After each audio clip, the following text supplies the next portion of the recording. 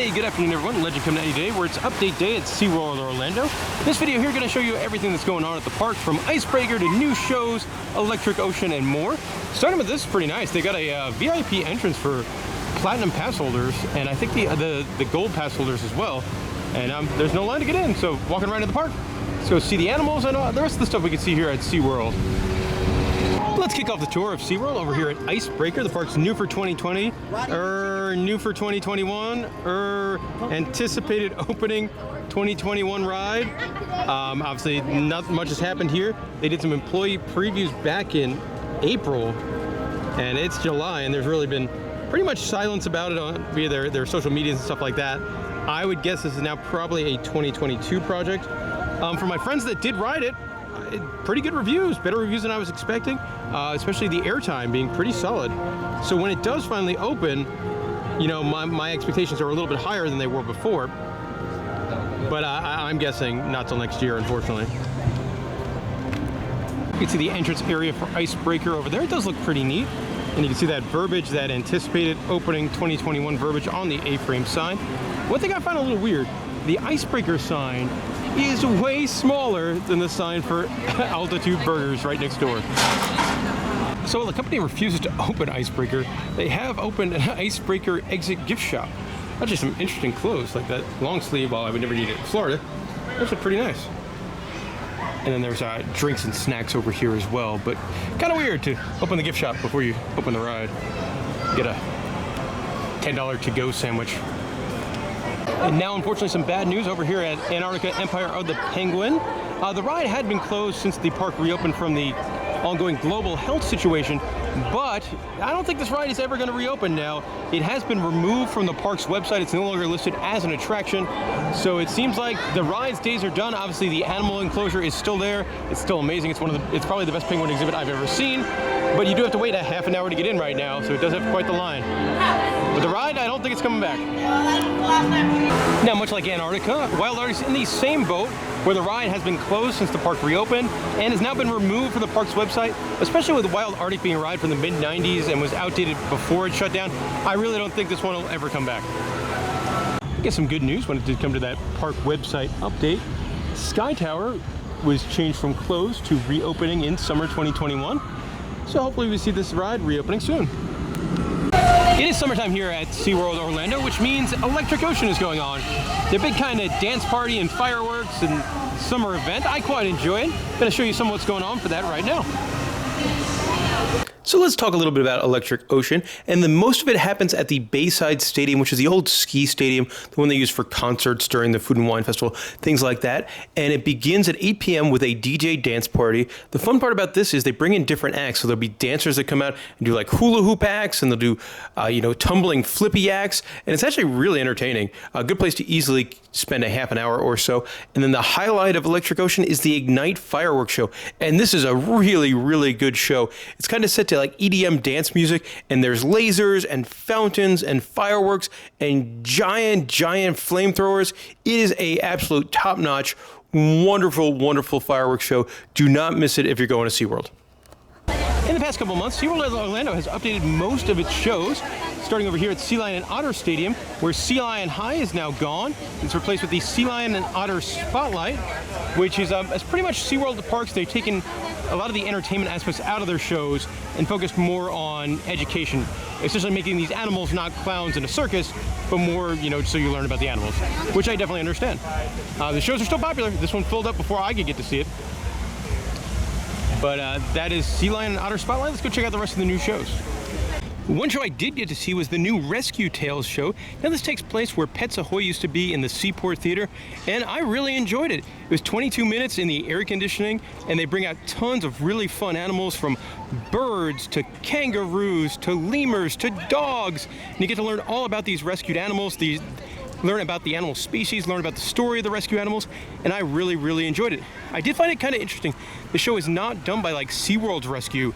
It's done by a third-party rescue company out of California. So I figured it was just gonna be all like SeaWorld and Busch Gardens rescued animals. But that was not the case, but still definitely worth your time. I really enjoyed that show. Recently redone here in the front of the park, it's now known as the Coaster Coffee Company. And this is kind of their Starbucks location. There is some food in here as well. But the neatest thing is they have some roller coaster models that are done of like Kraken and Mako. Kraken doesn't seem to be engaged with the lift, but these are functioning models. But don't worry, Mako is functioning. Pretty fun. Not the layout, but it's neat. No, the color's right, the train style's right, and it's fun. They also have merchandise in here. The merchandise is pretty cool. Obviously, if you're a fan of roller coasters and coffee, this would definitely be right up your alley. Really cool mugs and shirts, and the coasters are nice.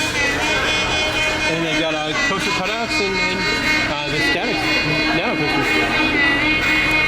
And with Icebreaker probably delayed till next year, that means the 2022 project becomes a 2023 project, the B&M surf coaster that was going over here. But on the good news side, if you're a past member, July is a Bush Bucks month.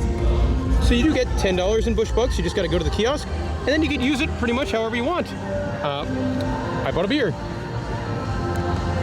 Now, if you're a fan of the occasional adult beverage like I am, well, good news for you, they brought back free beer. Yes, and actually it's pretty decent beer. You get one free beer per day. They're rotating taps. Right now it's a Peroni and a Bimini Twist IPA by Three Daughters.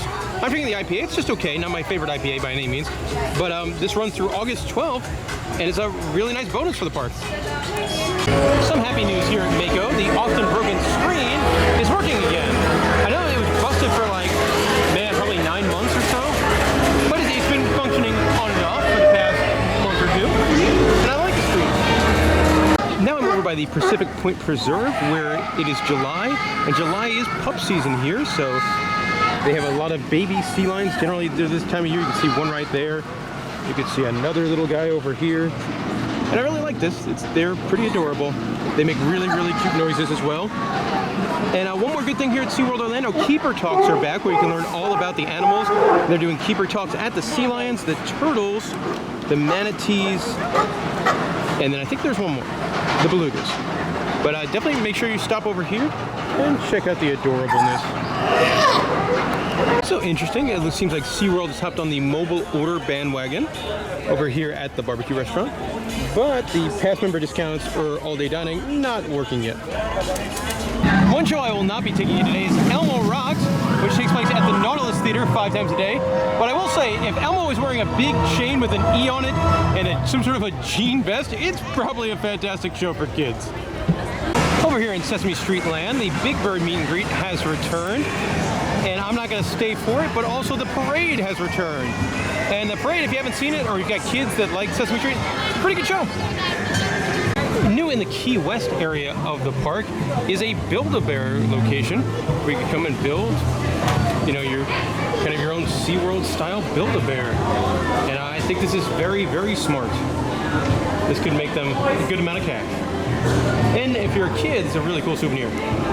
Also recently, they've added a new dolphin show called Dolphin Adventures that runs 4 times a day.